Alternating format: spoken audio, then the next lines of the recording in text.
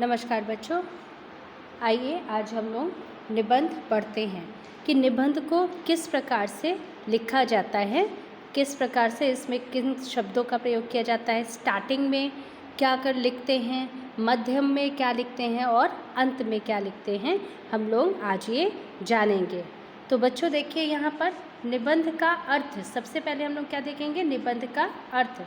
निबंध का अर्थ है भली प्रकार से बंधा हुआ, अर्थात एक सूत्र में बंधी हुई रचना, यानी कि जो सेंटेंस है, आगे हमने जो सेंटेंस लिखा है और उसके बाद जो लिखना है वो एक दूसरे से कनेक्ट हो। ऐसा नहीं कि हम कुछ और पहले कुछ इन्फॉर्मेशन दे रहे हैं और जंप करके कहीं और कुछ और इन्फॉर्मेशन देने लगे, ऐसा नहीं करना है। एक सूत्र में बंधी हुई रचना लिखना है। यह अंग्रेजी शब्द ऐसे का हिंदी पर्याय है। निबंध में शब्द सीमा बंधी हुई होती है, यानी कि शब्द को बांध के रखा जाता है। हम लोग आपको बोल सकते हैं कि 100 शब्दों में निबंध लिखिए, 150 शब्दों में निबंध लिखिए, ऐसा करके इसमें सीमा बंधी हुई होती है और उसी में लेखक को अपनी बात प्रभावशाली ढंग से व्यक्त करनी होती है। निबंध में बच्चों ऐसे में जो है शब्दों का चयन बहुत ही अच्छे तरीके से करना चाहिए, जिससे वह बहुत ही प्रभावशाली लगे, उभर के आए, कम शब्दों में ज़्यादा से ज़्यादा बात समझ में आ जाए। निबंध लेखन में निरंतर अभ्यास द्वारा कुशलता प्राप्त की जा सकती है। निबंध हम तभी बहुत अच्छा लिख सकते हैं जब उसमें हमेशा निरंतर हर समय उस पर हम अभ्यास करें, तभी हम अच्छे से लिख सकते हैं। ठीक है। अच्छा, निबंध लिखने के लिए निम्नलिखित बातों का ध्यान रखना चाहिए। आइए हम देखें कि निबंध को जब हम लिखते हैं तो हमें किन किन बातों का ध्यान रखना चाहिए। निबंध लिखने से पहले विषय की जानकारी प्राप्त करना चाहिए तथा अपने विचारों को व्यक्त करना चाहिए।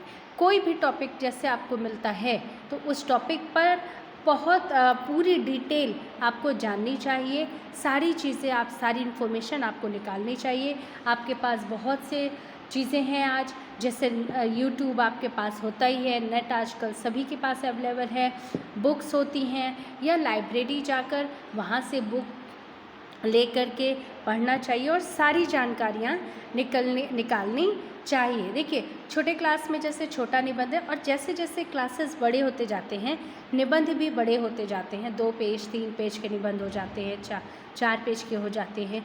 तो जब तक हमें उस टॉपिक के बारे में पूर्ण जानकारी नहीं होगी तो हम निबंध को अच्छे से प्रभावशाली ढंग से नहीं लिख पाएंगे। तो हमें निबंध लिखने के पहले उस टॉपिक के बारे में पूरी जानकारी रखना अति आवश्यक है। अपने विचारों को व्यवस्थित करना चाहिए और हमें अपने विचारों को एक व्यवस्थित ढंग से रखना चाहिए, यानी कि पहले निबंध को शुरू करने में वो जो भी टॉपिक है उस टॉपिक के प्रति हमें एक भूमिका बनानी चाहिए। मतलब कि जब हम सीधे टॉपिक शुरू नहीं कर देते हैं ना, तो हम क्या करते हैं, हम लोग ऐसे करते हैं कि जैसे कोई भी एक टॉपिक है, उस टॉपिक के इर्द गिर्द जो चीज़ें हैं उसके बारे में जानकारी लेते लेते हम टॉपिक पे जाएं और फिर पहले उसकी बेसिक इन्फॉर्मेशन दें, फिर उसका बीच में मध्यम में उसकी सारी डिटेल दें और धीरे धीरे उसके अगर वो कुछ प्रॉब्लम क्रिएट करता है लोगों के मानव के जीवन में तो उसका निवारण करते हुए जो है लास्ट में निबंध का अंत करना चाहिए। तो यहाँ पर आगे देखिए कि निबंध का आरंभ सशक्त व प्रभावशाली होना चाहिए। जहाँ तक हो सके आरंभ में किसी उक्ति का मतलब उक्ति तथा कविता की पंक्ति का प्रयोग करना चाहिए। जैसे एक पंक्ति है, करत करत अभ्यास जड़मति होत सुजान। ठीक है, तो यहाँ पर ये जो लाइन है, मेहनत करने वालों की हार नहीं होती, ऐसा अगर निबंध के लिए किसी को टॉपिक दिया जाए तो उसके लिए ये पंक्ति बहुत सेट होती है कि करत करत अभ्यास जड़मति होत सुजान, यानी बार बार अभ्यास करने से एक मंद बुद्धि व्यक्ति भी क्या हो जाता है, बुद्धिमान हो जाता है, उसको वह चीज़ बहुत अच्छे से आ जाती है। तो इसी प्रकार से निबंध का आरंभ सशक्त व प्रभावशाली होना चाहिए। जहाँ तक हो सके आरंभ में किसी युक्ति तथा कविता की पंक्ति का प्रयोग करना चाहिए। भाषा हमेशा सरल, स्पष्ट व सटीक होनी चाहिए। निबंध में बच्चों हमेशा याद रखिए कि भाषा सरल, स्पष्ट यानी साफ भाषा हो, स्पष्ट भाषा हो व सटीक होनी चाहिए। अनावश्यक विस्तार से बचना चाहिए। अनावश्यक विस्तार मीन्स बिना मतलब की बातों को 2 बार 3 बार 4 बार दोहरा के उन्हें बहुत बड़ा नहीं करना चाहिए तथा शब्द सीमा का ध्यान रखना चाहिए। और आपको ये शब्द की जो लिमिटेशन है इसको हमेशा ध्यान रखना चाहिए कि किस स्टैंडर्ड में कितने शब्दों तक ही हम निबंध लिख सकते हैं। फिर निबंध अपनी बात को अलग अलग अनुच्छेदों में व्यक्त करना चाहिए। यानी अगर आप चाहे तो 1 या 2 या 3 अनुच्छेद यानी पैराग्राफ में कर देना चाहिए। निबंध के बीच बीच में कहावतों, सूक्तियों आदि का प्रयोग करके उसे स्पष्ट करना चाहिए। निबंध का जो निबंध है उसको बीच बीच में अनेक कहावत, बहुत सारी कहावत आपने सुनी है और सूक्ति सुनी है, इनका प्रयोग करते रहना चाहिए। और भाषा की शुद्धता तथा विराम चिन्हों का ध्यान रखना चाहिए। यानी कि भाषा मात्राओं का मिस्टेक नहीं होना चाहिए, शब्दों को सही प्रकार से लिखना चाहिए और विराम चिन्ह कहाँ पर कॉमा लगना है, सिंगल इन्वर्टेड कॉमा, कहाँ डबल इन्वर्टेड कॉमा, कहाँ पर पूर्ण विराम लगना है, कहाँ पर क्वेश्चन मार्क यानी प्रश्नवाचक चिन्ह लगना है, इन सभी बातों का विशेष ध्यान रखना चाहिए। निबंध के अनुच्छेद एक दूसरे से जुड़े होने चाहिए। यानी उनके जो पैराग्राफ्स हैं वो एक दूसरे से जुड़े होने चाहिए, अलग अलग नहीं होने चाहिए। अब देखिए निबंध के प्रकार। निबंध के कितने प्रकार हैं? निबंध के ये 4 प्रकार हैं। पहला विवरणात्मक निबंध, विचारात्मक निबंध और वर्णनात्मक निबंध और कलात्मक निबंध। अब विवरणात्मक निबंध क्या है? मेरी पहली हवाई यात्रा या सड़क दुर्घटना, यानी किसी एक चीज़ के बारे में विवरण देना, ठीक है, ये हमारा इसके अंतर्गत आता है। विचारात्मक यानी विचार प्रस्तुत करना, जैसे दूरदर्शन के लाभ व हानि, टेलीफोन का बढ़ता प्रभाव। तो यहाँ पर दूरदर्शन मीन्स टीवी बहुत ज़्यादा देखना, उसको देखने से क्या लाभ है, क्या हानि है, तो यहाँ पे उनके बारे में अपने विचार देना है। और टेलीफोन का बढ़ता प्रभाव, इस प्रभाव से क्या लाभ है, क्या हानि है, तो यहाँ पर इस तरीके के निबंध में क्या होता है, इस तरीके के निबंध में हमें अपने विचार व्यक्त करने होते हैं, इसलिए यह विचारात्मक निबंध है। फिर वर्णनात्मक निबंध, जैसे होली का त्यौहार, मेरा भारत महान, 26 जनवरी, 15 अगस्त, ऐसे जो हमारे फेस्टिवल हैं, फेस्टिवल टाइप के निबंध हैं, इनको हम वर्णनात्मक निबंध कहते हैं, क्योंकि ये पुरानी जो इनके बारे में पूरी डिटेल है उसका हम वर्णन करते हैं, ठीक है, उसको हम बताते हैं, इसलिए यह हमारा वर्णनात्मक निबंध होता है।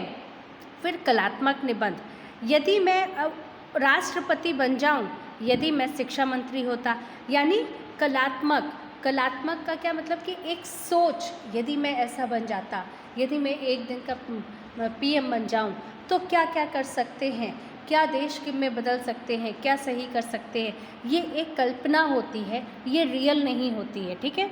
तो ये कल्पना को लिखते हो आप, इसलिए यह कलात्मक निबंध होता है। तो इस प्रकार से निबंध के 4 प्रकार हैं, विवरणात्मक, विचारात्मक, वर्णनात्मक और कलात्मक, ठीक है। निबंध के भाग, अब बच्चों आगे देखिए, निबंध के भाग, निबंध के कितने भाग होते हैं। भूमिका यानी आरंभ, एक निबंध का आरंभ किस प्रकार से आप करोगे। मध्य भाग, विषय वस्तु, उपसंहार यानी समाप्ति, ठीक है। अब विशेष चीज़ देखिए निबंध में क्या होती है। विशेष चीज़ कि भूमिका में विषय का अर्थ स्पष्ट करते हुए उसके महत्व के बारे में बताएं। भूमिका में क्या, जैसे जो टॉपिक है उस टॉपिक के बारे में आपको उसका अर्थ यानी उस टॉपिक को समझाना है कि वह टॉपिक है क्या, ठीक है, और उसके बारे में उसके महत्व को बताना है, लिखना है। मध्य भाग में विषय के बारे में विस्तार में लिखना चाहिए तथा गुण और अवगुण का वर्णन करना चाहिए।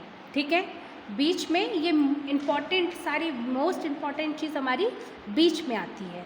और उपसंहार यानी लास्ट, विषय का सारांश मीन्स नीचे ख़त्म करने के टाइम सारांश व अपना मत प्रकट करते हुए निबंध समाप्त करना चाहिए। सारांश मीन्स कि जो भी निबंध है पूरा आपने लिखा है और वो क्या लिखा, शुरुआत क्या है, बीच में क्या है, उसका एक शॉर्टकट में नीचे सारांश दे करके आप उसके बारे में अपना सारा मत लिखोगे और निबंध को समाप्त करोगे। उदाहरण के तौर पे देखिए, एक उदाहरण के तौर पे यहाँ पे निबंध मैं दे रही हूँ, बट PDF आपका अलग आपके ग्रुप में जाएगा। ये निबंध आपको अपनी नोटबुक में लिखना नहीं है। इस निबंध को सिर्फ और सिर्फ मैं समझाने के लिए यहाँ पे रख रही हूँ, आपको बता रही हूँ। लिखने के लिए जो निबंध आपको जाएगा वो अलग PDF में 3 निबंध जाएंगे और वो तीनों निबंध आपको अपनी नोटबुक में जहाँ पर आपने पहले लेटर लिखा था वहीं पर आपको लिखना है। ठीक है, 3 निबंध दे रहे हैं हम, 3 निबंध को, वो तीनों निबंध को आपको लिखना है। ठीक है, तो यहाँ पर एक उदाहरण के तौर पर हम लेते हैं प्लास्टिक की थैली और पर्यावरण। ये हमारा निबंध का टॉपिक है मान लीजिए। तो संकेत बिंदु, भूमिका, थैली क्यों, थैलियाँ क्यों, वातावरण, पर्यावरण पर प्रभाव, दोबारा प्रयोग और सरकारी उपक्रम। अब देखिए, थैलियाँ, प्लास्टिक की थैलियाँ भले ही इतनी कम भार वाली हो कि उन्हें उठाकर भी यह अनुभूति होती है कि हमने कोई भार उठाया हुआ है, लेकिन वास्तव में ये इतनी भारी हैं कि हम नहीं, हमारी आगामी कई पीढ़ियाँ भी न तो इनका बोझ उठा पाएंगी और न ही सह पाएंगी। इसलिए हमारी भलाई इसी में है कि हम समय रहते इन्हें अपने आप से दूर कर दें, इनकी संगति से अपने आप को बचा कर चलें, इनके निर्माण और उपयोग पर अंकुश लगाकर अपनी भावी पीढ़ियों को भी इनके बोझ तले दबने से बचा लें। तो यहाँ पर देखिए, ये क्यों दिया, प्लास्टिक थैलियाँ और पर्यावरण, कि इनके क्या है, ये किस लिए इसको दिया जा रहा है, इसको क्यों इस टॉपिक को उजागर किया जा रहा है। तो स्टार्टिंग में क्योंकि ये हमारे लिए बहुत ख़तरनाक है, हमारे फ्यूचर के लिए बहुत ख़तरनाक है, तो आप इस उदाहरण को देख सकते हो, पढ़ सकते हो और समझ सकते हो। तो बच्चों, ये हमारा निबंध किस प्रकार से लिखा जाता है, निबंध क्या होता है, हमने इस वीडियो में देखा, जाना और समझा, और आशा करती हूँ कि आप इसी प्रकार से आगे निबंध अच्छे से लिखोगे, समझोगे, जानोगे। धन्यवाद बच्चों।